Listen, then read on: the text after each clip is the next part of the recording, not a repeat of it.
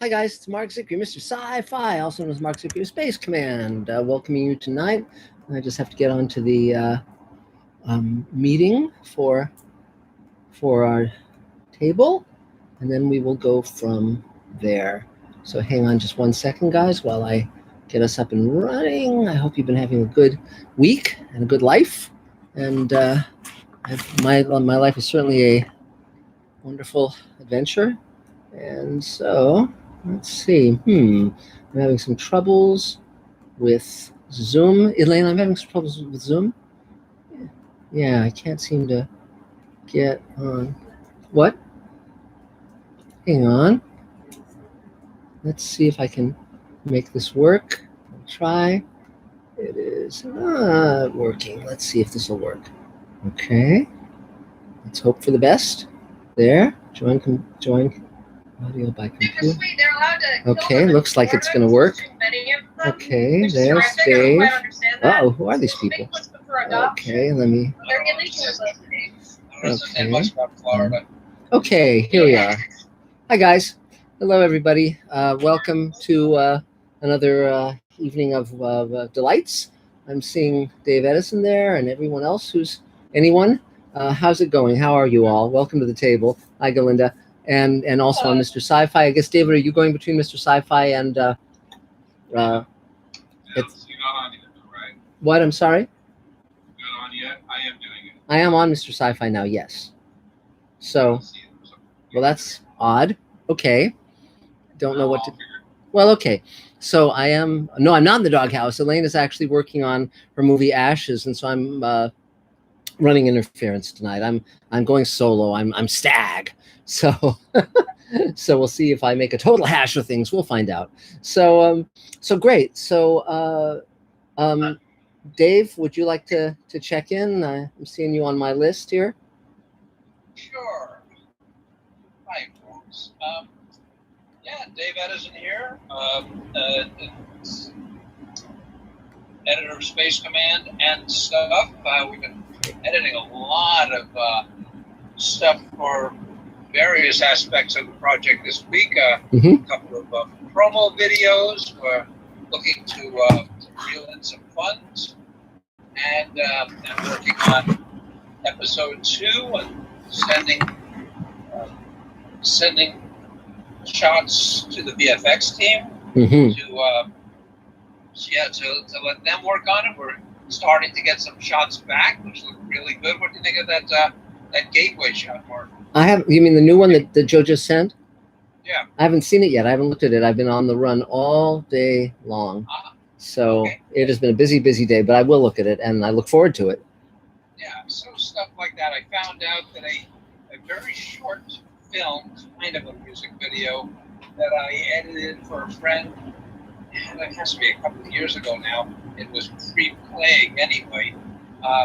It is coming to be in the New York Dog Festival, the New York Dog Film Festival. Great. This November. So okay, cool. Great. And other stuff going on. So hi, Judith. How are you feeling? Oh, she's nodding. That's good. Yeah, that's good. Okay. Anyway, so just one step in front of the other, keeps on moving on. So yeah, I passed on a birthday a couple of weeks ago, so still on the right side of the dirt, as they say. Great. Yes, exactly. Okay. Good. All right. Well, stay well. Here we go. Thanks, Dave. Yay. So, David, are there any Mr. Sci-Fi questions yet, or have you not gotten onto Mr. Sci-Fi yet? Oh, I can't hear you. You're muted. You're still muted. There you go. I am on Mr. Sci-Fi, and there aren't any questions yet. Okay, great. There was someone, so Ivan mentioned, any chance you could take a peek at my email to Space Command perks in the next few days. So just make a note of that. Maybe I haven't made public, but now that you did, of course I will. Okay, great, terrific. And so, so I see Judith. So Judith, if you want to check in, that would be a good idea. Hi, guys. Hi. Nice to see you. Can you hear me? Yes. Okay. It's the end of the day, so my voice is a little waggy. I've been working. I'm doing the film, believe it or not, in the midst of all this mischievous, I'm playing a demented grandmother, which is why my hair looks like it does. David, if you didn't get back to me with Nancy's number, so I could call her and ask her to coach me. I have to do the Lord's Prayer and the Rosary in Spanish. Absolutely, David. You can do that. I will send it to you again, but I definitely send you that. Okay, would you? Thanks. The other thing I want to ask is when you cross yourself, do you go from left to right or right to left? What do I know? Left to right. Okay. Left to right. Or you could just do a six-pointed star. Yes. Oh well, I'm Mexican, so I'm demented, so typecasting. Yes. And that's it. Okay. Working on the house, getting better, practicing, doing lots of PT, and that's it. Great. Well, it's great to see you, Judith. 3 cheers. Thank you. Delighted to be here. Oh, Nina won't be here. They had tornadoes and her internet went out. Wow. So David, is there a Mr. Sci-Fi question? There is. Scott Baker says, do you have any stories about sci-fi stars interacting with real space travelers while in orbit? I don't have anything like that. The most well, I can say the thing that does come to mind. When I went to record Majel Barrett as the computer voice in the Star Trek episode World Enough in Time, she had Gene Roddenberry's ashes on the wall, and they had gone up in the space shuttle, and so that was pretty interesting. I think they actually floated some of them out into space as well, but that was a pretty unique experience. And obviously, many of the science fiction actors do know people in the space business, and I love the way it cross pollinates between real space science and science fiction. So it's really a great thing to be part of. So let's see. So Galinda, you're at the top of my screen. Do you want to say hi? You got that nice picture with Buzz Aldrin. Yes, thank you, Dave. That was you and I worked to make that thing look good, and it does. Thank you. So go for it, Galinda. How are you doing? Yeah, I gotta find my mute button. Okay. Hello. I'm good. We started our really busy season at work, so everything right now is focused on video games for me, and mostly games I don't play. But I think that had to do with immersion. I talk to you about these games all day. I don't want to think about it when I'm out of work. Yeah, just I'm still moving forward with my creative projects, but everything is, there's nothing really exciting happening there. And just working in here. I did have a question. When y'all say you want people to make spacesuits, yes. Do you have a particular pattern you want followed, or are you looking for something created that we have designs that we've done up, or people can make something that follows their own inspiration. Either is good. We're about to launch the a spacesuit contest again, and can't wait to do that. And it's just finding enough time in the day. But we have a number of designs that my friend Ian McCaig did, and he of course is the great designer of Darth Maul and Queen Amidala and so forth. So but we have those. I'll have to reactivate the part of the site that goes into all of that, because I did generate a document in that regard. So we'll get that up and running very soon. I've got some projects that make necessary. I'm gonna have to get my sewing machine set back up, so I have some things to sew. So I figure if since it'll be up and running, it would certainly empower me to do something proactive there and helpful. Great, that'd be great. I'd love that. So thanks so much. Anything else? No, that was it. I'm just here to say hi, and hi, Judith. I'm always happy to see Judith. Yes. Thank you, Belinda. Great. Well, thanks. Yay! 3 cheers. So great. So David, is there another Mr. Sci-Fi question? There indeed there is. Now this fellow has a symbol in his name. I don't know what it is. The C with a U over it. Ben Chica, maybe. I don't know. How did you work on DS9 come about? How did you, so to say, quote, get the right contacts? Okay, that's a good question. Also, Judith, remember to mute your mic, just so that in case you start telling the secrets of the Rosicrucians or something. Okay, so the part of it was that I came up in television in a generation of writers where we all knew each other. So, for instance, when I was story editor on Friday the 13th, the series, I was on the Paramount lot for that year.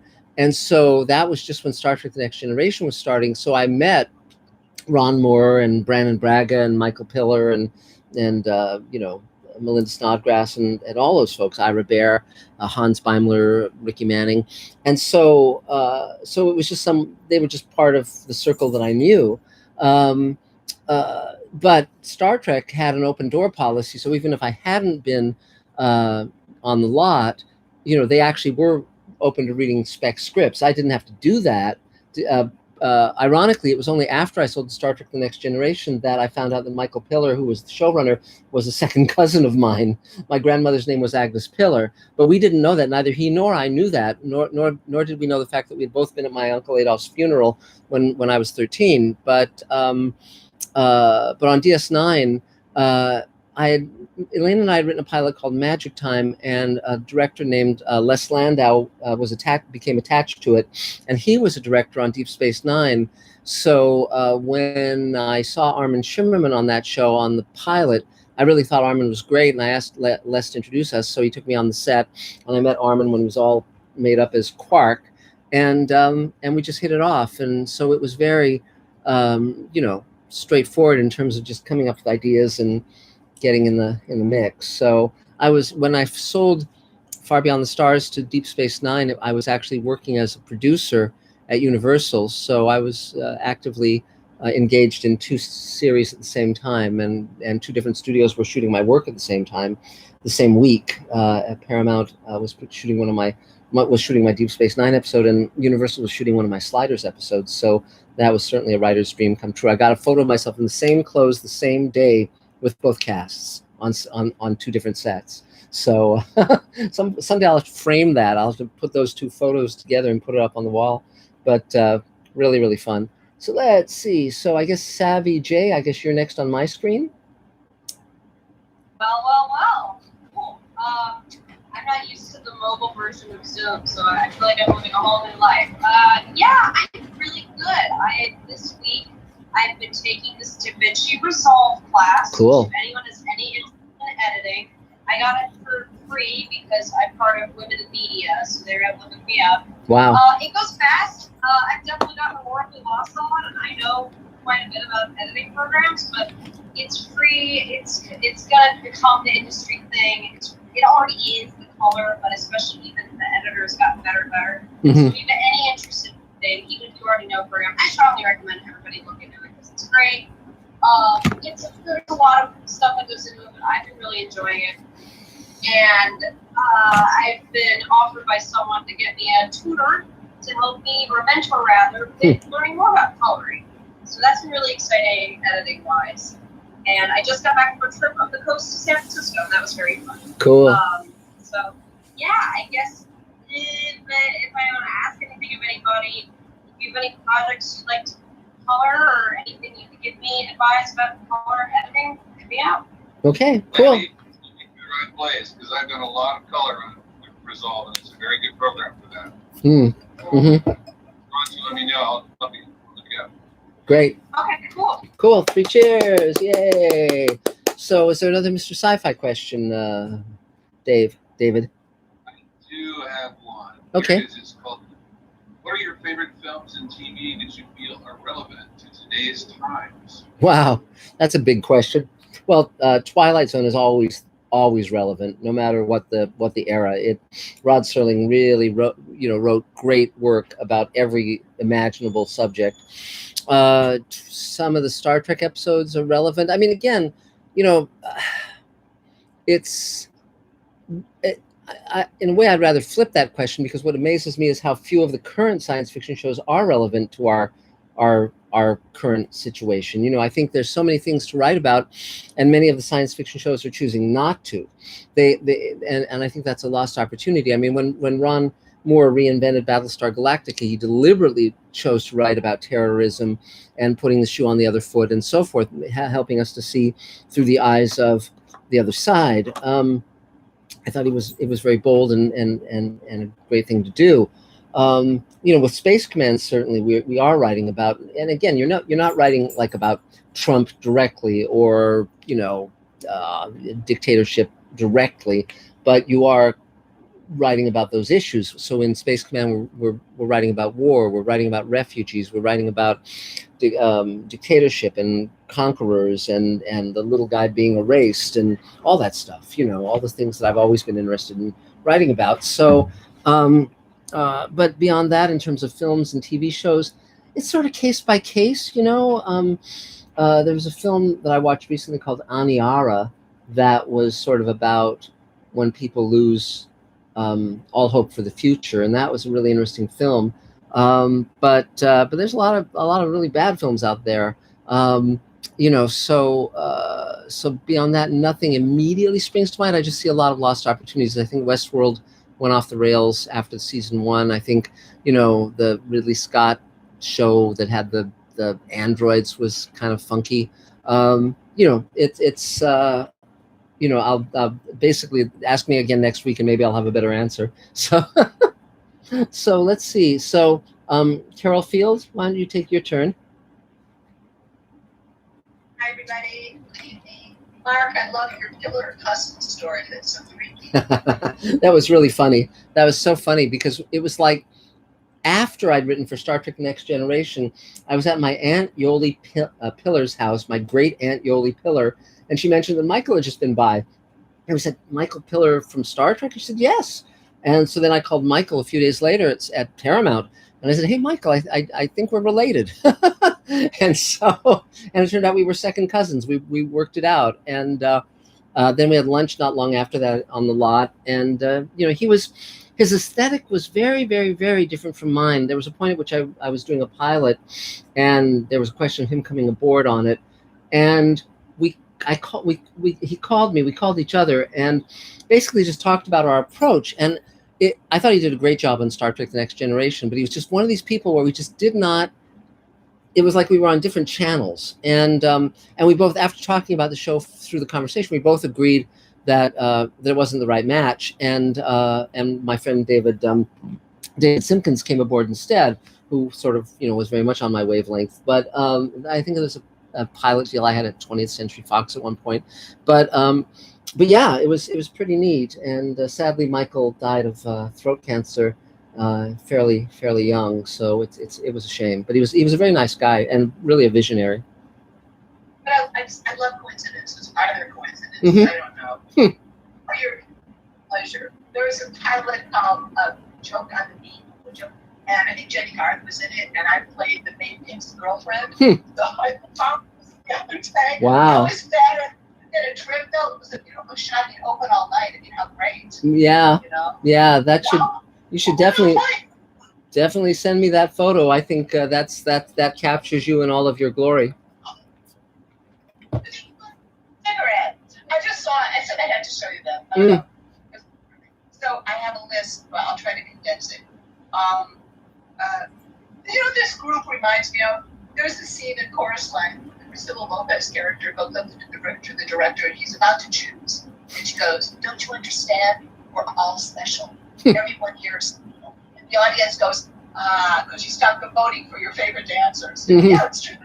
So I don't know. This group just reminds me of that. Question. This is a Mr. Sci-Fi question.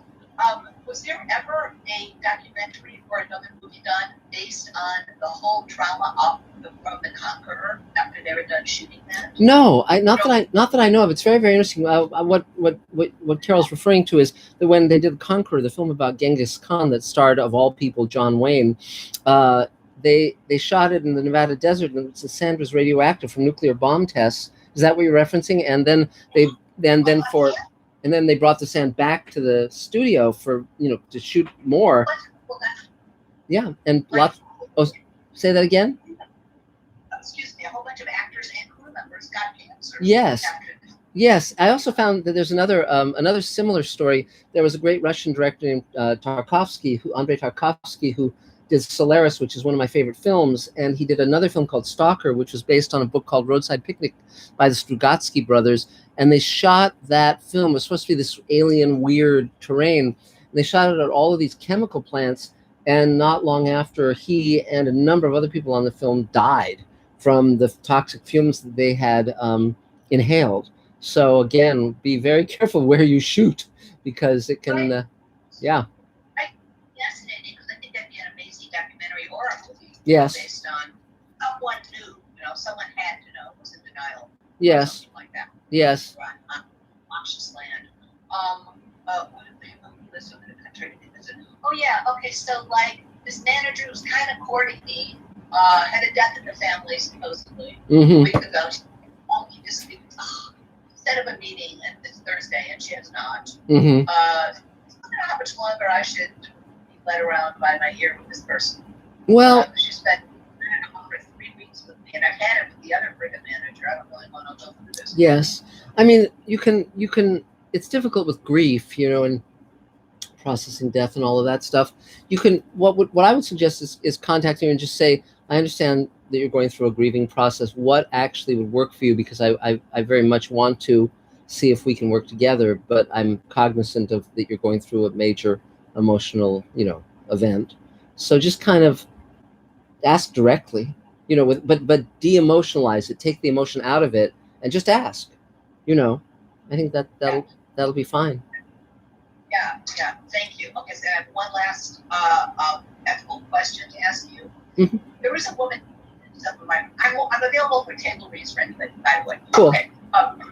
At a pitch festival I went to a couple of years ago, who liked my writing. Oh wow. And she called me. She's done some producing since then. She's not fly by night. But she wanted to clean up some of my scripts that she was going to charge me. And I said to her, I'm not going to do that. I liked her though. I said, not going to do that. Okay. Cut to present day. My friend connected with her, and she's really taking my friend's stuff up. I mean, she's really making some movement with my girlfriend's script. She's really movement. And I saw her on the producer on Stage 32 recently, and I thought, oh, you know what? Maybe I'll call her. And I said, wait a minute. My real good friend is with her. I don't want to steal anything from my friend, because I know if she spends 10 minutes on my script a week, that's less than 10 minutes on my girlfriend's script. So I thought, should I give it a try anyways? Or now as I'm saying it, I think I will call my girlfriend and say I want to contact her. Yeah, I would contact your friend. I would contact your friend and say, this is my history with this person. I'd like to reach out to them, but I don't want to. But I wanted to clear it with you first to make sure you don't feel weird about it. So that way she'll feel you aren't poaching because you've asked, and then you can reach out to the agent, and that'll be fine. And I want her to be honest. So I want her to tell me honestly, do not want me in your space. Yeah. Her and her husband are very important to me. They're wonderful people. Yeah. So that's good. Thank you. Sure. Thank you. That's all. Yay! 3 cheers. So is there another Mr. Sci-Fi question, David? There is. This one's kind of interesting. Usually interesting. Scott Baker says, aside from SETI Alpha 5 and Wrath of Khan, which horrifying future hellscape do you think most resembles the way Earth will look due to climate change? Well, AI, they had New York underwater, so that's probably pretty close. There's a movie coming up called Reminiscence that has, again, an Earth ravaged by climate change, so I think that might be possible. Also in the Space Command prequel, The Animatic, which is also a comic book, a graphic novel, and an audio play, we have a future Earth 30 years from now that's being hit pretty hard. So, so that's some of it. Those are the ones off the top of my head. So let's see. I guess next on my screen is Nick, if you want to take your turn. Hi, how's everybody doing? Good.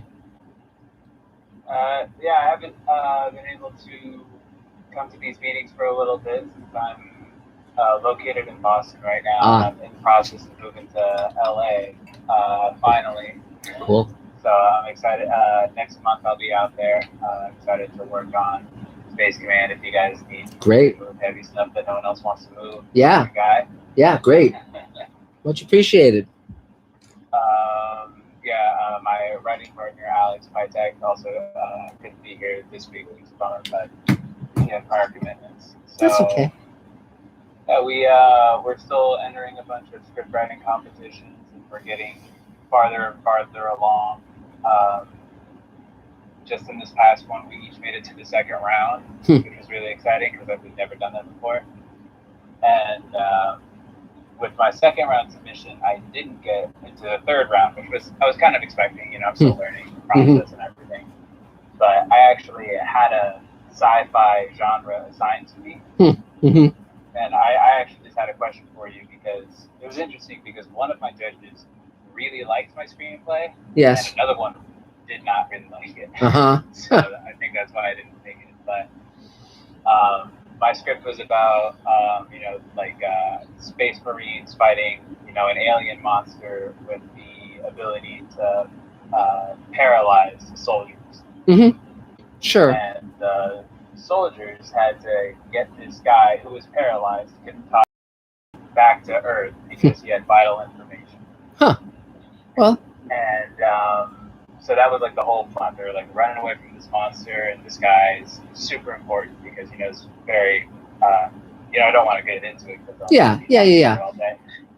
Well, but I mean, the judge that didn't like my script, he kept mentioning that he didn't like that I go into the paralyzed man's backstory. Okay. And I wanted your opinion on that because I don't think I agree with that. Yeah. Because he was more important for the information that he knew, not who he was as a person. So I just wanted your opinion, so I don't. Like just a petty writer. I mean, the trick with any really good science fiction action film is to have characters who are vivid that the audience can identify with. Aliens, I think, is the perfect example of that kind of a film. So, like, if you look at Aliens, we know about Ripley's backstory because we saw Alien, but the other characters, we know only what they tell us, and they don't tell us a lot. In terms of the paralyzed guy, you might want to know a little of his backstory, just in terms of why is he important, was he always paralyzed, that kind of stuff. But you certainly don't need to know about his first kiss or his, the time that he had a pet owl or whatever. But again, part of it also is some people like that kind of movie, don't like that kind of movie, and that's just going to be the luck of the draw. The trick with any kind of film that you write is always to say, well, how is this different? How is this saying something I want to say? How is this meaningful? Because there's so many rip-offs of famous science fiction movies that really don't bring anything to the equation. There's like shitty Bruce Willis movies that are coming out nowadays. And, so you want to figure out what am I actually trying to say with this, and what makes it better than the average film. But again, there's no way to please everyone. All you can try and do is write something that pleases you, and then see if what you're communicating is what you want to communicate. So in other words, if people don't get it, or if no one likes it, then you've got a problem. But if some people like it, then just sort of think to yourself, okay, and for someone who doesn't respond to it, ask yourself, well, is there validity here? Like, for instance, if I was watching a movie about this paralyzed guy that they're having to get somewhere because of he has all this information, I would certainly want to know why he's paralyzed and what kind of information he's trying to convey, or who the hell he is. Like, for instance, it's one thing if he's Stephen Hawking and he's had a degenerative disease since he was a young genius. It's another thing if he's, just been hit in the neck by a, poison dart, and this happened, 48 hours ago, so, so again. I wanted to use it as like kind of foreshadowing, because like when I say paralyzed, I mean he's like head to toe can't move a muscle. Right. Paralyzed. Right. And then you're wondering like, why is he like this? And then they fight the monster, and then the monster starts paralyzing other soldiers. And you're like, oh, that's how the guy with the information gets paralyzed. Well, yeah. So that's basically what I use that character. I don't even really consider that a character. Yeah, as long as you pay it off, as long as you answer the question, it's okay. But the main trick is to just think through what happened you know, and what led to this point and where you're going with it, so that it isn't too convenient. So it's sort of like, okay, was that the first guy who got wounded? Is that the guy where they were able to synthesize a cure? Why is it this guy who's important rather than all the other people who are getting paralyzed, you know? So it's just having the logic that makes sense, you know. So that's all. It's just the balancing act. But yeah. So anything else, Nick? That's all I have for you. Okay. Yay. Big cheers. David, is there another Mr. Sci-Fi question? Indeed. 50 Red says, being around people like Asimov, Bradbury, other heavyweights, did they revere one author above the group? I like to imagine them thinking of Bradbury as the poet, Asimov the master, etc. Well, they all came up in science fiction knowing each other. You know, they knew each other from like their late teens, early 20s. There was very much an LA contingent that was like Ray Bradbury, Forrest Ackerman, you know, those kind of guys. And there was an East Coast contingent, which was like Fred Pohl and his whole group of people. So basically, I mean, Ray Bradbury and Heinlein, everybody kind of held Heinlein in very high regard, and Ray Bradbury in high regard. You know, Asimov was kind of a little less, you know, of one of the major guys. He was kind of his own thing, and Arthur C. Clarke, of course, was in England, and you know, so again, respected and revered, but not as physically present as the others, you know. So, you know, Arthur C. Clarke ultimately moved to Sri Lanka because he was gay, and it was more, he could live his life a little less unfettered there in terms of just, you know, not having to worry too much about being out. And but they were all but certainly they respected each other. Certainly, I mean, science fiction was a very small family through the 60s, 50s, and 60s. Everybody knew Philip K. Dick. They all read each other. That was the cool part. In the 50s, you could read pretty much every book that was written. You could read out pretty much every short story that was written because there were only a handful of magazines. There were only a handful of novels being published each month. Now, of course, there's such a huge amount. You can't keep up with everybody, so you have to be selective. But everybody read everybody. Harlan Ellison and Silverberg. They were slightly younger than the others, but yeah, everybody that, you know, at the World Science Fiction Convention, they'd all get together, and it was, you know, there were rivalries, and there were certain people who were friends of other people, and certain people who didn't like other people. Like Harlan really didn't like Forrest J. Ackerman, but Harlan loved Isaac Asimov, and you know, and Ray. I think Ray felt that Harlan was a bit of a you know, Roman candle. He and Harlan weren't close, but they certainly knew each other. You know, so it just depended on the, you know, as with anything, it depended on individual temperaments and egos and so forth. But certainly Heinlein was good friends with Ted Sturgeon and Bradbury and so forth. And Heinlein was not an egotist. And I think Asimov was much more of an egotist. I never met Asimov, and I never met Heinlein, but I met most of the others, and one way or another. So anyway, that's some of it. So let's see, Sherry, I guess you're next, if you want to take your turn. Hello, it's Cherie. Hi. I'm from Silicon Valley. I'm a writer-director. Cool. And I just got notes today for a script that I have been rewriting. Cool. So I'll be working on that this weekend.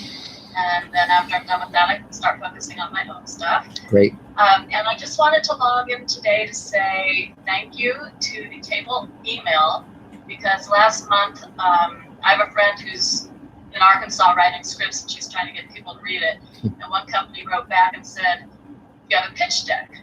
So then she emailed me and she said, "Is that something screenwriters have to have now, are pitch decks?" And I said, "Well, let me ask." And yes. So I put out an email, and I got, within 24 hours, I got like 12 responses back. And everyone pretty much said, yeah, if you want to get people really interested in wanting to read your script, it's a good idea to have a pitch deck. So, and they sent me some examples of pitch decks, and it was great. So I told her, so she's working on hers. And I actually have 3, you know, old scripts in mind that I think I'm going to make pitch decks for, because I'd never done that either. So right. It was really really educational. I'm really glad that everyone answered that. Yeah, it used to be that no one had to have pitch decks. I mean, there was no reason to. Then, as computers and Photoshop and all of those things became more prevalent, they started to ask for that kind of stuff. Most writers hate it. If you're a director, directors would actually go in with pitch decks because they wanted to show what the look of the film will be and the tone of the film, and then it kind of bled over to writers. But the main thing with any of this stuff is to see what works. So if you do pitch decks and they don't really help you sell stuff. I mean, the real point of it is getting stuff made, getting stuff sold, succeeding. And so one has to be very careful that one is not wasting an enormous amount of time, energy, and money jumping through hoops needlessly. And so, I do pitch decks sometimes, but I really don't enjoy doing them. I also do videos because I have Dave Edison to work with, and he's wonderful. And, he's like Bird of Paradise, as an editor. But, or whatever analogy you want to use. But the main thing is really to say, okay, what's going to be the most direct route to where I want to get to? And then you just do that. I strongly believe in shooting stuff. I strongly believe in getting stuff out to an audience, because that's the direct conversation between you and the people you're trying to reach. But, but again, if it works, then fine. Do, rinse and repeat, because it's all about building the career, building the body of work. So any other questions? No, that's it. But I'm gonna step out now so I can eat my dinner. But I just Good. wanted to check in. Thank you. Great, you're very welcome. Well, it's good to hear from you. And also, that's not to say not to do a pitch deck. It's just the script is the most important thing. The script is the thing that will tell them whether that's the story they want to do. And so just put 90% into the script and 10% into the pitch deck. That's basically my thought. So, but great. But have a good dinner. All right, thank you. Bye. So, is there another Mr. Sci-Fi question, David? Yeah, I have one here. This is not on science fiction technically, though. It's okay. Fujita says the strange show that impressed me lately was not a sci-fi or fantasy show, but a modern-day sports comedy. It's Ted Lasso. Yes. He said surprisingly optimistic, and there are 2 or 3 other people that chimed in on the same subject. Yes. I've heard very good things about that show, and I'm going to check it out soon. I think people really want positive messages, and that's why I'm doing Space Command, among other reasons. But it's like I think television can be a power for good, and I think very few people seem aware of that or seem to be utilizing that. And I think it's really important that we do so. That doesn't mean you're preaching.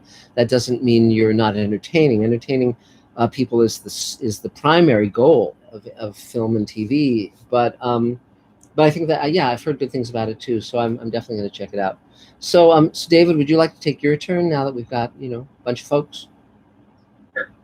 My name is David Bartlett. I am a filmmaker, a teacher, and a human rights activist, and a producer on Space Command. Yay! I have lots of things to say about that subject. About myself, I started making films when I was 10. Excuse me.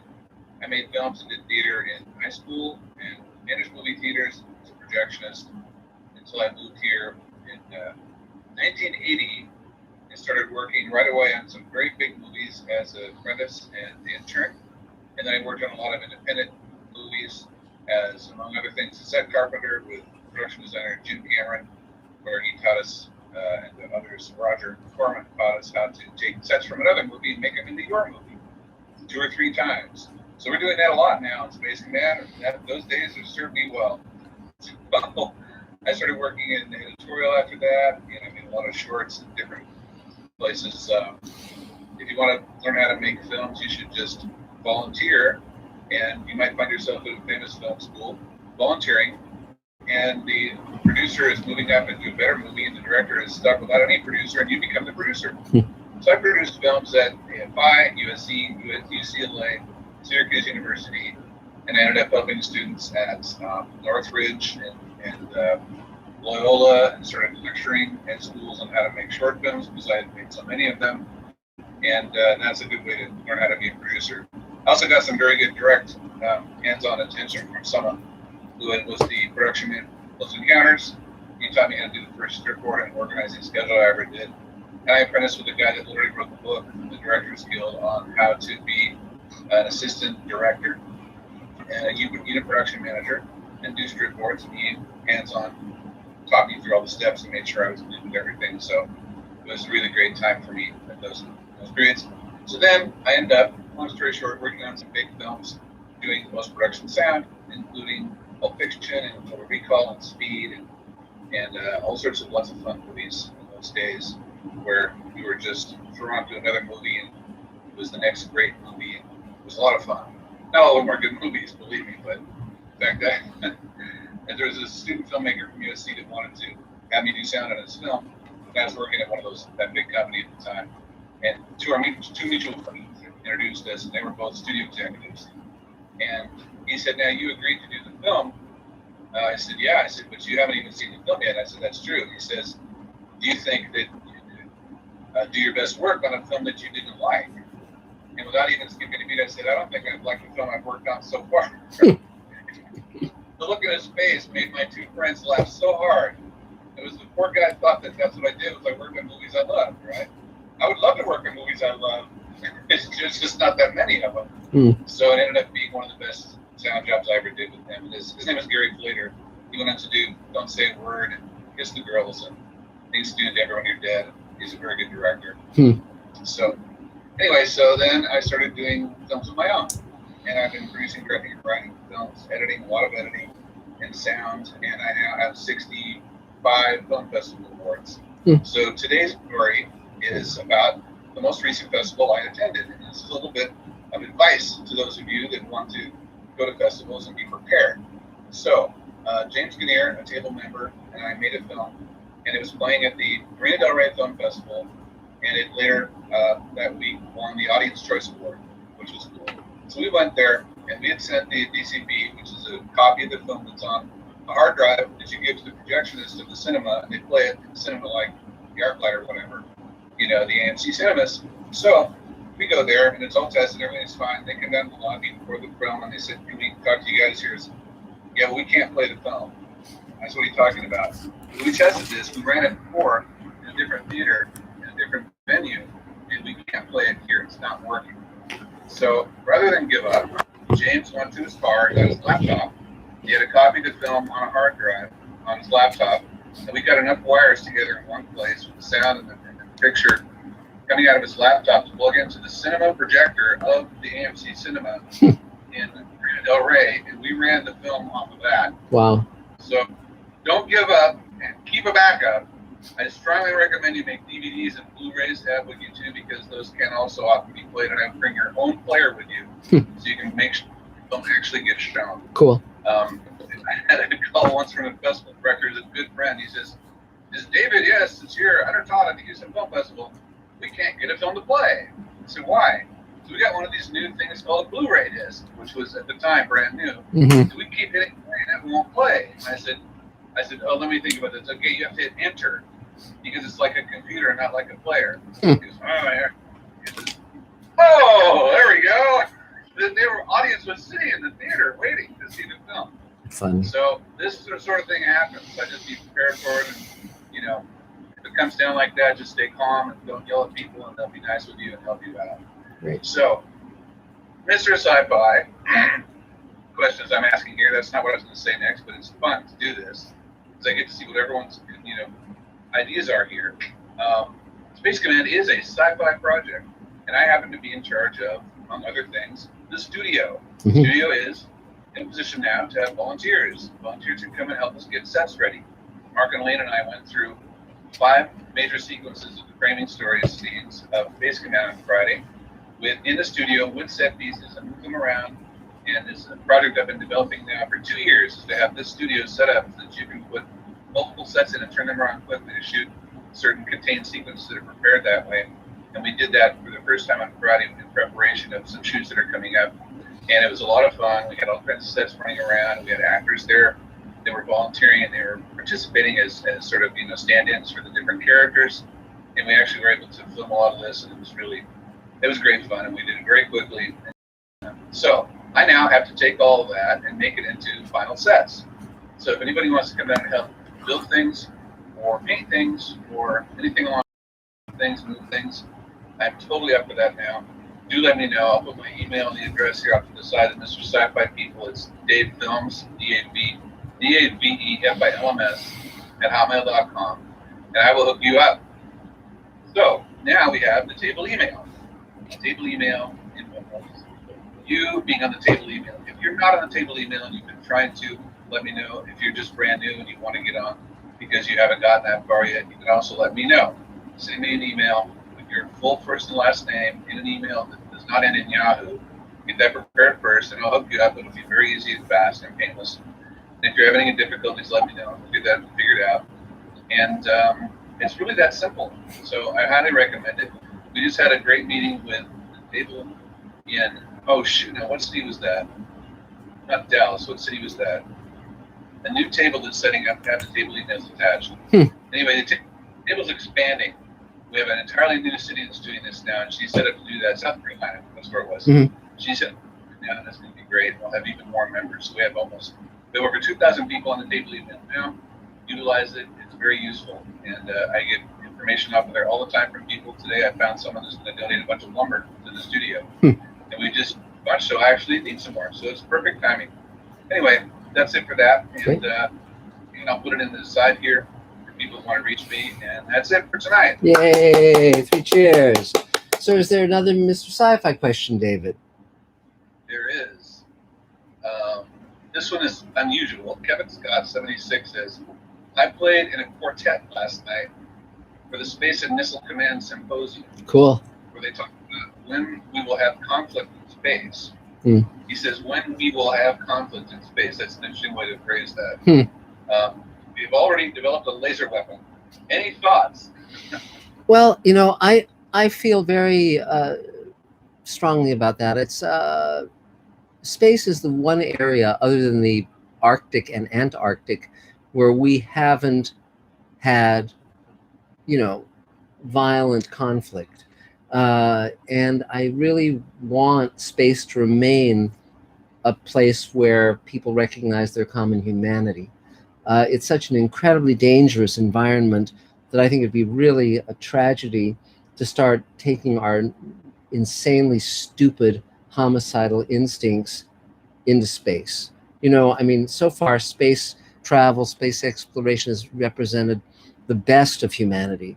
And we've collaborated with people who are very different from us in terms of the Russian communications and collaborations, so forth. So I don't want to see space become a place where we're blowing up each other's satellites and we're firing lasers through each other's vessels and bodies.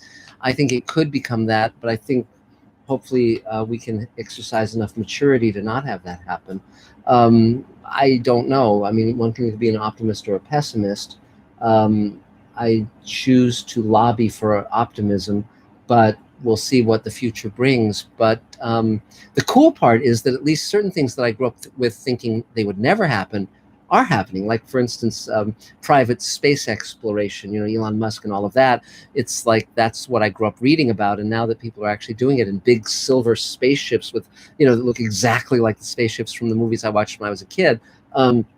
So I think that space can still represent men doing noble efforts and bold and brave actions. So we'll see. But that's So that's my thought on all of that. I don't want to see space marines and and people killing each other in space. I mean, it's very easy to kill someone in space. Space is an incredibly unforgiving environment. I mean, you remove someone's air supply and they're dead within 90 seconds, and it's so I think kindness, compassion, empathy, collaboration, and the excitement of finding out what's up there is well worth pursuing. So that's my thought on that. So let's see, now on my screen, Nick Repetto, I guess you're next on my screen. Hi, how's it going? Good. Nick Repetto here. For everybody who doesn't know me, I'm a composer here in LA. Been a table member now for 6 years. Time flies. What have I been up to? This month, film I scored a documentary called The Sound of Identities on Stars. Hmm. Yay! Yay. Finally, the production company found a distributor, and actually since June 1st it's been on Stars, so it's been fun. And the soundtrack is out on Spotify, and it's about the first transgender opera singer sing a major work in the United States, so that was a big deal when it came out during Pride Month. And also finished a fantasy adventure film called The Empire Queen, which we're looking for. It's still in post, doing some audio cleanup, and then it'll have a final mix at Warner Brothers by the end of the month, and then hopefully distributing. The distributor will pick it up somewhere, so we're waiting on that. Cool. Also, table member Dave Rosenberg's film The Union about bullying. It's out film festival circuit. They're going to Nyack now in the fall, in September. He's also looking for a distributor. So that's one of the questions I have for you, Marc. How can I help him get a distributor? Well, that one. I think the main thing is to see which sales agents and which distributors are honest, are ethical. They would be in the minority, but they do exist. I mean, there's certain film markets. There's the American film market. There's ones overseas as well. But it's vital to get someone as a mentor who knows what they're doing, because it's very, very easy to make terrible mistakes in that regard. So think, if you just made a list of who you know who has succeeded in that arena, and get in a conversation with them. Don't ask them to do favors, but ask their advice, and you'll get some very good guidance. That's what I would suggest. You say a producer that's not associated with the film? Yes, exactly. Yes, and not necessarily even a producer. It could be anyone who's sold a film, anyone who's had a good experience. And you could also put out an email to the table asking these questions. There are a number of people who've done successfully found distribution. So but again, I mean, the main thing is don't pursue these things without guidance or without someone helping you maneuver effectively and well, because I know many people who've been extremely unhappy with how things have gone in terms of locking down distribution, and you have to make sure it's gonna be a pleasant experience. Yeah, I had some. I went, speaking of AFM, I went there I think a couple of times, and I had a director friend ask me, "Can you pitch for me?" I was like, "Okay, sure." It's not easy at all. No. So I don't know how you guys do it. That's why I stick to post-production and orchestras. Yes. But yeah, it's tough. It's not a lot of rejection, and I felt rejection that day. So. Yes. But we kept going, and eventually I think they found something. But yeah, this is. I was trying to help. It's very nice. Yeah, I mean that part of the business is interesting. It's I don't really like that side of the business much, because it's just like, it's very cutthroat. But again, it's finding affiliations that are in alignment with what one's goals are and what one's objectives are, and it's just, and also being very clear on what you want to have happen, what you want to get out of any deal, because unless you know your bottom line, you can easily be ill-used. So so anything else, Nick? No, that's all. I had just a quick nerdy sci-fi question. Sure. Do you think, in terms of Picard, if we will ever see Captain Janeway in one of the episodes as Admiral or something? I don't know. I'm not a big fan of that actress. I mean, I was on set once on Star Trek Voyager, and she seemed to basically have two poses. And they're actors that I like better. Not to badmouth her at all, but I think Jerry Ryan is a wonderful actor, and I met her that same day as well on the Voyager set, and but the so I mean I tend to like actors who really have an internal life and are not just striking a pose. And but will they see Janeway again? Possibly. I think mainly a lot of the actors, it's kind of like, can they come to a financial agreement that works for everybody? The Star Trek fans are very, very loyal, and really, it's a great way. I mean, my God, there are actors who put in 2 or 3 days shooting, if that, and they've made a career since then selling photos of themselves, autographed photos. So it's a really phenomenal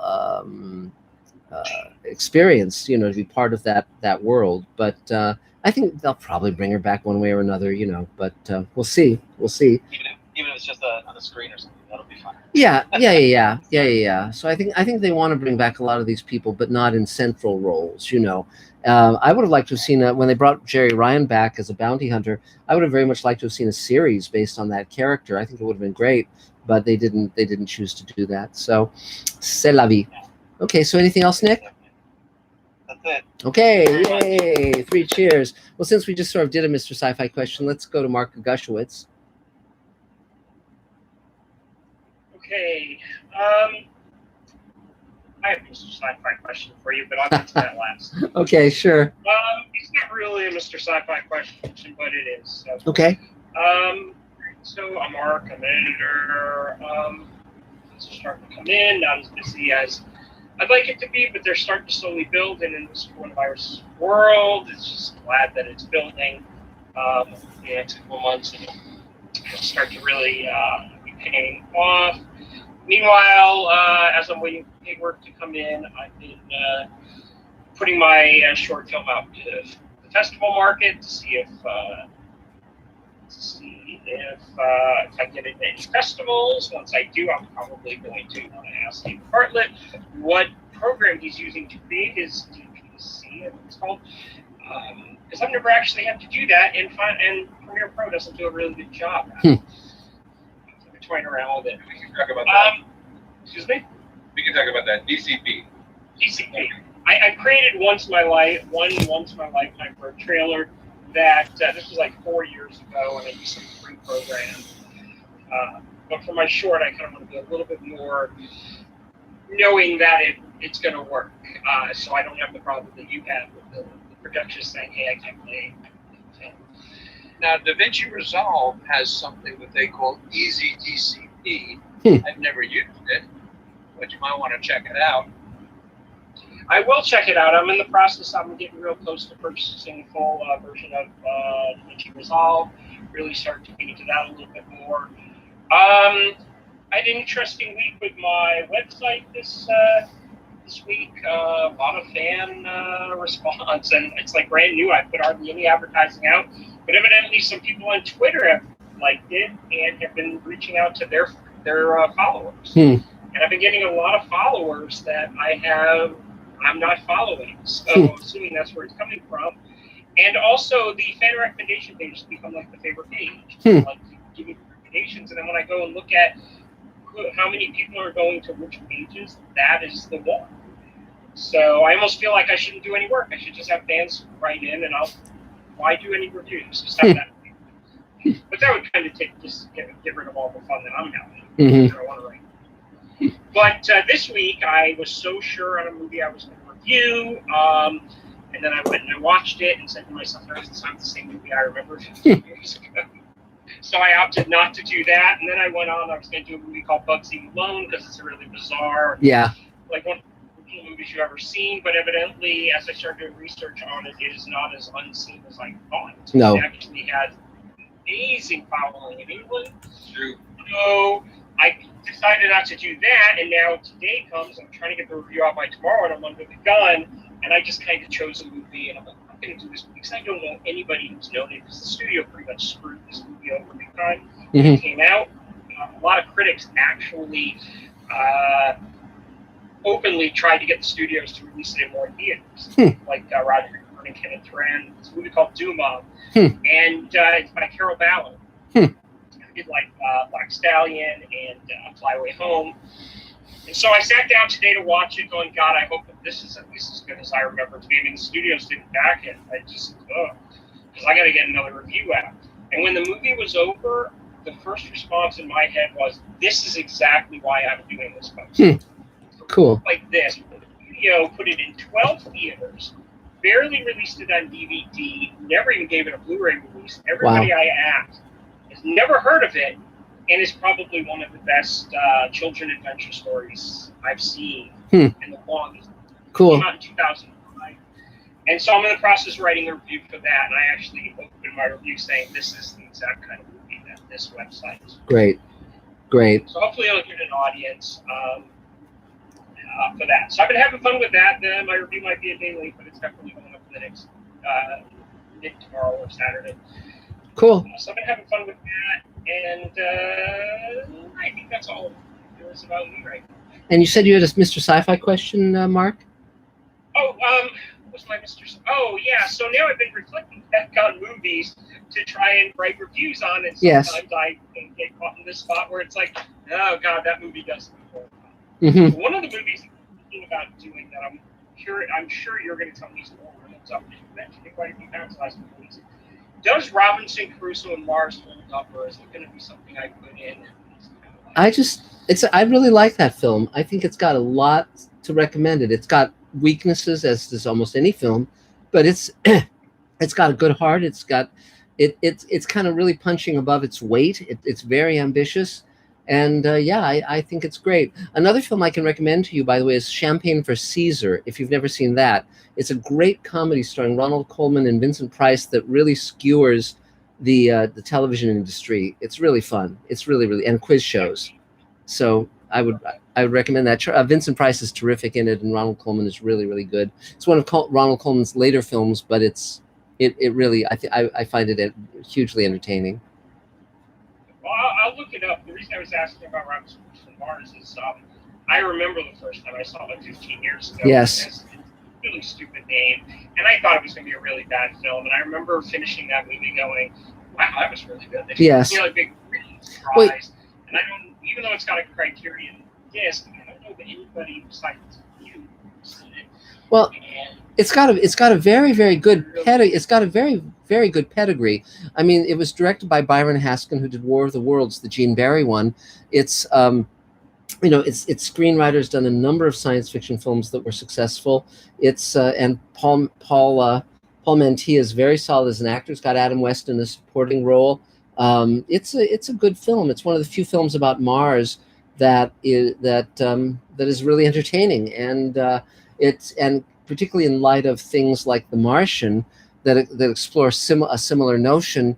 It's very fun to compare and contrast. So yeah, it's one of my favorite kind of B movies. So yeah, absolutely. I'll definitely rewatch it. I just know that so Cool. far 3 movies that I've gone back to. It's been kind of like, maybe not. I was thinking when I was 20 years old. Yes. That kind of thing. Yes. Well, there is that, of course. So I got to be very. Yeah. Like this week I ran into kind of a bind where it's due tomorrow, and I haven't Yeah. the movie yet. Well, I'll go through my collection and make a list of a few films for you, and I think that'll be fun. But thanks, Mark. Congratulations. 3 cheers. Yay. So is there a Mr. Sci-Fi question from the Mr. Sci-Fi audience, David? Yeah, they're piling up. Good. And Linda B said, what do you consider essential traits for a hero character? For me, compassion, empathy, those are really important for a hero. I think that kindness and an ability to put yourself in the other person's shoes, and obviously things like loyalty, honor, courage, bravery, all of that stuff. But and I also tend to like to write very strong women leads as well. I because I'm married to a heroic woman, I like to write those kind of characters. So I'm not afraid of strong women characters or strong women people. I think so that's always I like to write strong female characters, and I'm glad that science fiction more and more allows for that. There are more and more. I mean, Ripley was a real great watershed, but even if you look at someone like Patricia Neal in Day the Earth Stood Still, she's terrific, and so there are a lot of great female character, or Anne Francis in Forbidden Planet. I mean, these are very strong women, and I think it's the actresses projecting their own intelligence and independence. Katharine Hepburn, of course, is one of the great role models of women in films. So let's see. So I guess Jason, you've been waiting for a while. Jason Winicky, if you're there. There you go. Hello, how's it going? Good. Sorry, I had to unmute myself there for had to find the unmute button. But anyway, I'm new to this room. I got referred by Chrissy. Great. Her and a couple other actresses were doing a screen shooting last weekend at the park. Cool. A movie called A Long Night, and I star in it. Great. As well as she does. It was actually pretty flattering to work with professionals close to it. So great. Where are you located? I'm Los Angeles. Oh, good. You're here in town. So when we start meeting again in person, we can meet face to face. The table, I don't know if she told you, but the table has been around for 28 years. It has thousands of members. It has offshoots all over the country. It has members all around the world. So definitely get on the table email, because you can send one email out to all several thousand members and let them know what you're up to or what you need. So and so in that regard, is there anything that you need right now? You're cutting it out. Oh, I'm sorry. My apologies. I'm on an old computer, so it's making it a little more difficult. Oh, okay. So is there anything you need right now? As of... Yeah, I'm just, is there anything you need? I mean, I'm fine right now. Oh. I'm sure if we all could exchange informations, that would be cool. Emails, phone numbers, whatever. Great. Fine with that. Well, Dave... stay in touch, yeah. Great. Well, David Bartlett can definitely help you with that. So you can definitely reach out to David. Okay, and so that'll be it. Anything else? Anything else? Just a little bit of bio from me. Sure. Okay, I was born and raised in Indiana. Moved here, and I've been here for about close to 3 months. I've been extremely busy doing the entertainment, or dabbling into the entertainment field. I have always been very camera friendly, never been shy. We all kind of figured it out since I was born that I was a star.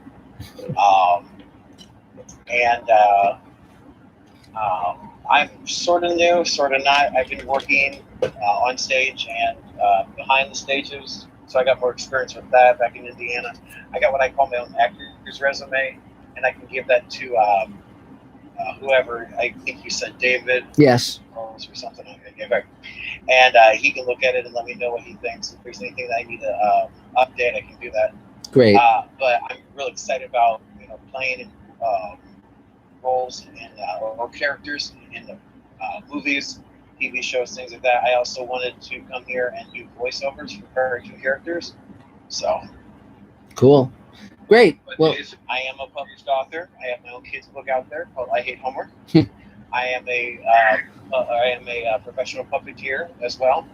So not as professional as Jim Henson, but I don't know who can be exactly like him nowadays. But maybe there's people that I probably wouldn't realize. So nowadays, but I have visited his studio. As a matter of fact, about a month ago. It's small, but it's pretty cool. So great. So well, welcome, and David Bartlett can definitely help you get connected with the rest of the group. Yeah, Jason, if you look in the chat there, I put my email. You can send me an email there, and I'll help you. Great. I would really appreciate that. I'll save it, and we can stay in touch for sure. Great. I'll give you my information. So terrific. Welcome. Yay. Thank you. I appreciate that. Sorry, I've been under the weather the last day or two, so I apologize, but I'll get up to snuff here soon. So Great. That's great. Well, thanks. So now, is anyone else having difficulty hearing me? I'm on an older computer because Elaine's using her computer to write her script. So am I? What, David? You're working well for me. Oh, I'm sorry. I didn't. Your visual. The visual. Yeah, but the main thing is, can people hear me? Yep. Good. Okay, good. So is there another Mr. Sci-Fi question, David? Yes. Scott Baker says, having recently watched Val, the biopic made by and about Val Kilmer, Yes. I realized that it's indeed full of SHT, and he's quite active. So, and I thought it would be fun for you to mention a certain Val Kilmer item you have. Well, I own a spacesuit from the spacesuit that Val Kilmer wore in Red Planet. I don't have the helmet, but I have the rest of the suit, and it's a remarkable film in the fact that the two lead actors hated each other so much they wouldn't appear in the same shot. So any shot you see where they're both in the shot apparently is done through visual effects. So I'm not a big fan of Val Kilmer. I mean, he's terrific in Top Secret, but gosh, his ego got in the way, and I've heard bad stories about him. I started to watch that documentary. I'll watch more of it, but I do have an aversion to Val Kilmer, just because it's hard enough to make anything. Why be a jerk, you know? And fortunately, I haven't had to work with people like him in my career. But God, you know, if he's come out the other side and is more humble now, good. But Jesus, what a lot of rough road along the way and unnecessary bad behavior. So yeah. Let's see. Let me see who else. Michelle Hart, are you around? Are you there? Or are you? I am here and I am unmuting. Okay, great. And let's see. Oh, before I forget, do we have a branch of the table in Atlanta? Yes. Okay, and I have a friend who is she's in Nashville, and I think Atlanta's the closest thing that we've got to that. How would she contact the Atlanta table? David Bartlett can help you with that. Okay, David Bartlett can help everyone with everything. It's Yes. just who he is. Yes. That way. I am, as I think I may have mentioned on previous occasion, it was the first time in many years I am unrepresented. Huh. And I'm looking for representation. I've been listening to the pro and con agent versus manager business, and I have no idea which. At this point, I'm looking for anybody who will do something useful. Yes. The pros and cons I'm looking at right now is I have been told what you want to find is an agent who specializes in your type, and that's one way of looking at it. The reverse is Yes. I've been told, hey, get a rep where you're the only one of that type in their Yes. stable. Yes. Absolutely. I was killed by William Morris from commercials, and it took me a while before somebody told me about what happened. Mm-hmm. They had something that was very much like me, and so they didn't send me out on any of the calls Right. that went with. She had a bigger name, Yes. so I'm more in favor of going for someplace where I'm the only person who fits in there. Yes. And if other people have feedback on that, please feel free to email me. Yeah. And the agent versus manager business, depends on who you listen to. Well, I mean, I hear go ahead, all the please. same thing. I hear everybody spinning everybody for everything now, which I know about. And I've also been told, well, you're really not doing anything right now, and what have you got to manage? There is not a career per se to manage, even though there was a career in the past. I'm looking for advice. Yeah, well, here's several things I would say. Absolutely go with somebody who doesn't have a whole bunch of people who fit into your category for that exact reason that you were saying. I believe in having a manager and an agent, both if you can, because they'll have different contacts. As long as they know what the other one is doing, that just spreads the net farther. And so, yeah, but I think that definitely going after, I mean, one could actually even reach out to some of the agents and managers and saying, this is who I am, this is what category I fit in. If you don't have someone in my category, I'd be very interested in talking, because as they get casting calls for someone that fits your description, you could be very, very active, and that's what you're looking for. So Yeah, so that's what I would advise. And and I apparently like everybody else has gone to doing background. I'm getting dozens of emails, and nothing is coming of it. I shouldn't be. I had probably consecutively like 3 weeks work, on this other thing that I just did, but Central keeps sending out things. Are you available? And I keep sending it back saying I'm available, and it dead ends. And I'm hearing that lots of people. There is a union background actors group apparently, which Facebook. Other than that, just looking for work. Okay, well, great. Well, it. Great. Well, thanks, Michelle. 3 cheers. Yay. So, David, is there another Mr. Sci-Fi question? Indeed. He says here, fit to be read, says, who are the 2 or 3 or more sci-fi authors of the past decade that you read, and who you look forward to their new work as it is released? I read the Expanse novels. I'm looking forward to the next one of those, which will be the last one. I read Andy Weir, though I haven't liked his subsequent novels as well as The Martian. They've been okay. Who else do I read? I read some of the Murderbot stuff, but it was okay. I'm going to be reading The Calculating Stars, which won the Hugo for Best Novel, and there's 2 more of those. So I'll check them out. Let's see, who else am I enjoying? It varies. I mean, sometimes I'm usually reading an older book and a history of some kind and a science book. I read multiple books simultaneously, and but the younger generation of writers, I'll hear about something. I'm going to be reading N.K. Jemisin. I haven't gotten around to it yet. It just depends on what I find.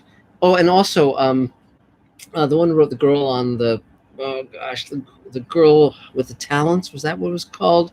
M.R. Carey. I like M.R. Carey's work. He just did a trilogy about a character named Coley, Koli. The ending was a little disappointing, but it was still a very, very good piece of work. He's a British writer. So those are some of the ones I like. But I'm also reading. I recently was reading William Manchester's *Rise and Fall of the Third Reich*, which I thought was great, and on and on. I mean, I've been reading Gibbon's *Decline of the Roman Empire*, *Decline and Fall of the Roman Empire*. Tons of stuff. Bill Bryson. I'm reading his short history of everything, and so forth. So. Let's see. So who's left? Let me see who's still here. I'm checking these screens to make sure. I guess Ayanna, I guess you're next if you're here. Are you here? Here. There you How go. Are you? Good. TV can be, I don't know, it's kind of dark on my screen here. Yeah, well, How are you? You're good. Good. Mark, I'm new. I'm sorry, by the way. My producing partner, Rashida Turner, gave me the link, so I was like, I'm connecting today. I'm going to connect. But I was looking at your face. I was like, I know him from where do I know him? And I saw this episode that you did of Film Courage. Yes. I was like, I've watched it many times, and I was just really impressed by it. I was like, I know it. And then, of course, I just Googled it. I was like, that's him. So, thank you for having me. I just wanted to introduce myself. We're actually, my producing partner and I are working on a feature, and great. It's been a tough climb, but we're in it for the long haul. So I just wanted to great say hello, and I look forward to working with you guys. So thanks for having me. Thanks, Ayanna, and thanks for the kind words. I just did a new interview with Film Courage, so if you go to their current site, there's a new video they just posted of me talking, and that was pretty fun and pretty interesting. I've just written a new book called Greenlighting Yourself, which I'm sort of referencing that a lot in the new interview, and I just heard from my publisher that they've sent the book off to the proofreader and typesetter, and then it'll come back to me for the final pass, and so it'll be out soon. In terms of getting a career as a screenwriter, I mean, the main thing is perseverance. It's really and also finding mentors who know what they're talking about. I mean, just really think about who's doing the film and TV work that you love. And if those people are talking or giving an a web, class or anything like that, just try to reach out to those people, get to know them, because that can speed things up a lot. So, so anything else? Anything else you need? No, well, actually, we're looking for a sales rep, a sales agent Yes. for the project we're working on, because we have a financing source and we kind of have to Great. kind of lock in our distribution. So if Yes. anyone has any ideas on any good, I know that you mentioned it earlier this evening about the importance of getting a really strong distributor. Yes. And we feel that get a sales agent that can really connect with the project and help Yes. us lock the financing, and we're on our way. So. Yes. What most of the things I would suggest, first of all, definitely get on the table email, because you can send one email out with that question. It'll go out to all several thousand members of the table, and I think you'll get response. Additionally, look at films that were sort of made for the budget that you intend to make your film for, and see films that really did well and films that really spoke to you emotionally. Reach out to those producers and say, this is where we stand. If you have any advice as to sales agents, we'd be very, very open to that, because they clearly had success. And again, it's like none of us have to fly blind. There are always people who have gone before us who have succeeded in what we're trying to do. And you don't ask them for favors, but you do ask them for advice. And you'll find that more often than not, people really will give advice, because they know how rocky a road it was for them, and they want to make it easier for other people. They want to pay it forward. So, so I would urge those things. Okay, you bet. 3 cheers! Yay! Welcome. So, David, is there another Mr. Sci-Fi question? For those who are new, we're doing a simulcast between my Mr. Sci-Fi YouTube channel and the table, just to kind of keep things interesting. So, so is there a Mr. Sci-Fi question, David? Yes, there is. Great. Merlin Midini wants to know. Sorry, I got a little lost here. Did you know how to ask the question? Okay, so this question is about Mira Furlan. Okay. It's trying to be delicate, and I'm sure it's going to be fine, but I think she's looking for musings about Mira memories, Babylon 5 especially, time period, that sort of thing. She was thinking about. Well, many of you know that our dear friend and wonderful Space Command star Mira Furlan passed away from West Nile virus during the pandemic a few months ago. Really tragic. And but I'd known her since we worked together on Babylon 5, and she was. There's certain actors. There are many actors that I'll look at their work and admire them, and then every now and then there's an actor who's just so extraordinary. I first of all, I vow to work with them again, and secondly, they just blow me away from the moment I first see them. Armin Shimmerman was one of those with Quark, and Mira was one of those on Babylon 5 playing Delenn. She was just so different and so good. So when we had the wrap party, I'd met a lot of the other actors when I went on set, Andreas Katsulas and so forth, Peter Jurassic and Bill Mumy, of course, who had known since I was a kid. But they had a wrap party for Babylon 5 at the end of the first season, and I went to that. It was held at a bowling alley, and Mira Furlan was there, and I went up and I introduced myself, and I said, I very much want to work with you again. And so 20 years later, I reached out to her for the role I created for her in Space Command, and she said yes. And I'm so glad that we got as much work done with her as we did, because she was just wonderful in every way.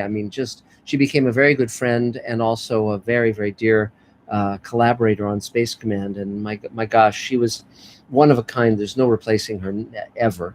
And I feel so honored to have known her and to have spent as much time with her as we did. She was a blessing in our life. And thank God we work in an art form that preserves the work that we do, so that future generations can enjoy the work we've done with Mira and with all of the other actors we've worked with. So yeah.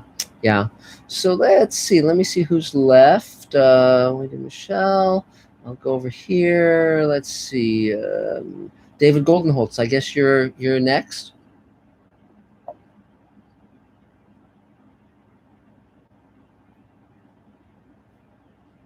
Are you there, David? Nope. Nope. There. Still not there. Also not there. There you go. David, are you there? We look good. Well, I can't hear you. So, I guess, should we come back to you then, David, if you want? Just keep working on it and jump in anytime. We'll just grab you. Okay, great. So should we take another Mr. Sci-Fi question? Yeah. Here's one for you. Mark Lungo says, have you ever considered recruiting William Shatner for Space Command? That's a hard one. You know, I mean, I'm amazed at the energy Shatner has, and he looks great for 90. I mean, I've never seen another guy of that age look that good. I've always found his persona rather off-putting. And so as much as I've wanted to work with like people like George Takei and Doug Jones and so forth, Shatner's never been one that I've actually wanted to work with. You know, I have a lot of friends who've worked with him, and he's been good to work with. I mean, I wrote for him, oddly enough, when I wrote for Tech War. I wrote several episodes of Tech War, and he liked the work I did, but I never met him. I've met him subsequently, but I never told him that we'd worked on the same show. You know, but I had a chance to get a photo with him, and I should have done it, but that opportunity passed. And you know, but I admire him. I admire what he's managed to do, and I admire his tenacity and his drive. But no, he's not on my list of these people I definitely want to work with. So there you go. So David, are you up and running yet? Doesn't look like he's quite there. I have other questions. Well, or I can take my turn and then we can come back to David. You know, according to my screen, we've done everyone but David and myself. Is that accurate, David? It does look like that's the case. Yeah. Oh, he's just here. No. No. That's Bonnie. Oh, Bonnie, not Bonnie. Why don't we take your turn? That's right. Go for it. Oh, my turn now? Yeah. Oh, okay. Yeah, our internet since 5:15 tonight has been on and off, on and off. It's very strange. The AT&T now is going to send someone tomorrow. Okay. So, stay on. Just working on different things. A couple of musicals. Gather my thoughts, but the music library that I've talked about, that's doing well. Getting off the ground some of all music, and let's see. Oh yeah, I'm going to be working with Benny Clark that comes on here sometime. He's been on here, and yeah, just different things, and yeah, just keep busy music-wise. If anyone needs music, just let me know. And Marc, I sent you an email about our Academy of Scoring Artists. Oh yeah. Yeah, I've just fallen behind. I've been working very, very hard on getting some work out of the way. Sorry about that. I'll bring my attention to that. Sorry about it. Okay. Yeah, they've now said September 19th and then October 10th. What you might want to do, Bonnie, is flag Angelique because she's handling my calendar, and that would probably be a way to make sure that things happen in a more expedited manner. Yeah, I realize you're busy. A few things happening, like a big production of Space Command. Yeah. Yeah. So I guess that's it. Okay. Nice. So cheers. Yay, Bonnie. Do we have another Mr. Sci-Fi question, David? Uh-oh. Are you there, David? I'm not hearing you. So, okay. The screen is going increasingly black. Okay, well, hopefully you can still hear me.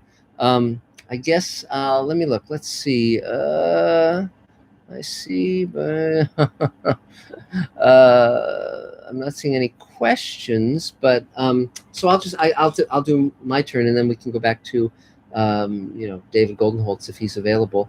In terms of me, things are extremely busy. Gosh, we're working on Space Command. We're finishing the second hour in terms of visual. Oh, yes? Are you there, David? Oops. Are you there? I can't. Oh, I'm. Yeah, your audio is breaking up quite a bit. Oh dear. No. Oh, okay. Sorry. Can you hear me now? Yeah. Okay. Well, I'll talk now, and tell me if I'm breaking up again, because I'm on an old computer and it really doesn't seem to be working very well. You want to do your talk right now while you've got your voice, and if we want to do yes. later? Yes, I'll take my turn now. We're working on Space Command, both we're working on basically several hours of Space Command simultaneously in terms of post-production and prep. We're I mean, it's just busy as hell. We're going after the $500,000 grant from Unreal Engine for Elaine on her movie Ashes. We're going after $39 million investment capital for the Showrunners Network.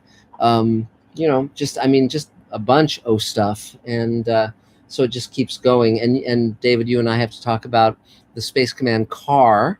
There's some interesting things about that we should discuss when we can. And I'll keep it short, because if I'm going in and out, I should probably go out.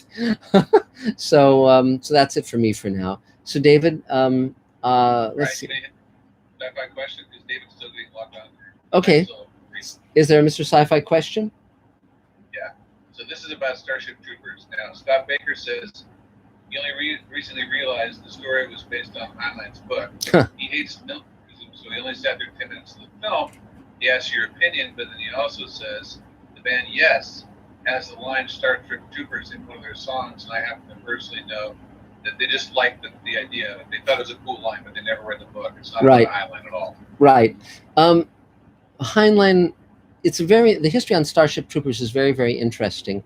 Throughout the 50s, Heinlein would do adult novels and juvenile novels. So he was writing for two different markets. The juvenile books would come out about once a year. The primary market was school libraries. So I grew up reading those books, Have Spacesuit Will Travel, Citizen of the Galaxy, The Star Beast, Farmer in the Sky. And he had two more juvenile novels that he intended to publish as juveniles. One was a novel called Podkane of Mars, and the other was a novel called Starship Troopers. They both had teenage protagonists. And when he submitted Starship Troopers, his publisher rejected it because they felt that it was too militaristic. So he said, well, hell with that. I'll publish it as an adult novel. It went on to win the Hugo for Best Novel, I think in 1959. And so it did very, very well. It was a big success. And then he published Podkane of Mars as an adult novel as well. And that was the end of his writing juvenile novels, what would be called young adult nowadays. Dave Edison doing a photobomb alongside you there. Yes, I'm sorry. Dave Edison's got a whole stack of photobombs going on while you're talking. Really? How bizarre. Okay. My screen is kind of wacky at the moment, so I'm not seeing them, but okay. But in terms of Starship Troopers, it was, Heinlein was kind of very libertarian / right wing, and he came up in the Naval Academy, so he was basically very pro-military. And but Paul Verhoeven, who lived through World War II as a child in Holland, he was very anti-militaristic. So he basically, when he made Starship Troopers as a movie, he satirized. It was basically a science fiction movie if the Nazis had made a science fiction movie. And so the design aesthetic, and I have several of the costumes from Starship Troopers, the design aesthetic was very much modeled on the Nazi uniforms. And Triumph of the Will was very much an inspiration for Starship Troopers. It's a film I happen to love, but Heinlein's widow was horrified by it, and many Heinlein fans are horrified by it because it's basically satirizing the very thing that Heinlein is treating seriously. There have been a number of spin-offs from Starship Troopers, a TV show and several films, and some of those have been more serious than others and more derivative of Heinlein's novel. But I really like the Verhoeven film. I really appreciate what he's doing with it. So that's my a little story about that. I worked in Puerto Rico, and I got to talk to him in between breaks and things on occasion. And he told me that he and his friends, because Holland was ultimately bombed by the Allies and the Nazis accordingly, he said that they used to play in the neighborhood rubble, and sometimes they would find body parts of people. Wow. When you're a child and you grow up with that as a reality, it starts to understand how RoboCop and Starship Troopers and even Total Recall come along out of that kind of psyche. Yes. And it's strange because Verhoeven hasn't done science fiction films since those three. And he was really one of the great science fiction filmmakers. And it's curious that he never returned to the genre that Ridley Scott did to his benefit. But, it's an interesting... His roots for those really strange, twisted European thrillers. Yes. And after he stopped doing the sci-fi here, he didn't like doing the machine of the studios. Yes. So he moved to European style films back to his roots of the original ones and started making the Black Book and all those kinds of films Yeah. now. These make. Yes, I understand. So, David, is David Goldenholtz available yet? Yes, David. Go for it. Oh, it's supposed to be back. There you go. Can you Hey, hear me now? Yeah. Okay. I don't know why that headphones don't like me, but there we go. So, hi, my name is David, and I do sound. I mainly do sound mixing, and I also do voiceover, and I do 3D printing, so that's something. And I know I'm a bit late. There's a rainstorm. It kind of messed with my internet, so sorry about that. But came in here just to say hi to all of you. And Great. Oh, that's about it. Where are you? Raining? What? Where are you that it is raining? Oh, I'm in South Florida. ah, Oh. okay. Yeah. That makes sense. So, anything you need, David? No, not today. Okay, well, 3 cheers. It's good to hear your voice finally. So great. So Perhaps a better governor. yes, perhaps. So okay, let's see. Where are we? Have you lost me? Let's see. Join meeting. I lost you guys for a minute. Let's see. Oops. I can see I my. was gonna ask. There we go. Actually, David. Here we are. What do Unmute. you think There we about go. They Live? Yeah. Or David or Mark. What do Yeah. you think about They Live? The movie. I'm sorry, I didn't hear that. Say that again. The movie They Live. Oh, They Live. I think it's great. I think it's one of the greatest TV pilots that was never a TV pilot. That should have spun off a series. It's, Roddy Piper is not really a great actor. He's certainly not in the league of, some of the other actors that have been in John Carpenter films. But the concept of that is just terrific. It's basically, that conservatives are, aliens who rule us subliminally. It's a great piece of work. I really like that film, and I would have loved to have seen a TV series based on it. So yeah, absolutely. So I think we've done everyone. Is that right, Mr. Bartlett? I think so. Okay. Well, so I guess that's it for this week. I'm about to post an hour-long Mr. Sci-Fi video on movies of the 90s, so I definitely recommend that everyone check it out. It's going to be really entertaining. And, anything else? I think we've reached the end of our road today. We'll be here next week. Anything else you want to add, David Bartlett? Volunteer Space Command. Yeah. Time. Yes, absolutely. There are lots of very... Oh, wait, that's Ayana. Yeah. Let's see. Anyone else? Has anyone else joined? Or are we? I guess we're good. So, yeah. So let's see. So great. Well, thanks, guys, for being there. Did we miss anybody, David? Are we okay? Good. Okay, good. Well, so we'll see you next time. Thanks. Stay well, stay safe, and it's great to see you all. And take care. Bye, guys. Okay. And then also bye, Mr. Sci-Fi friends. We'll talk next time. Bye. Whew, that was a little rough.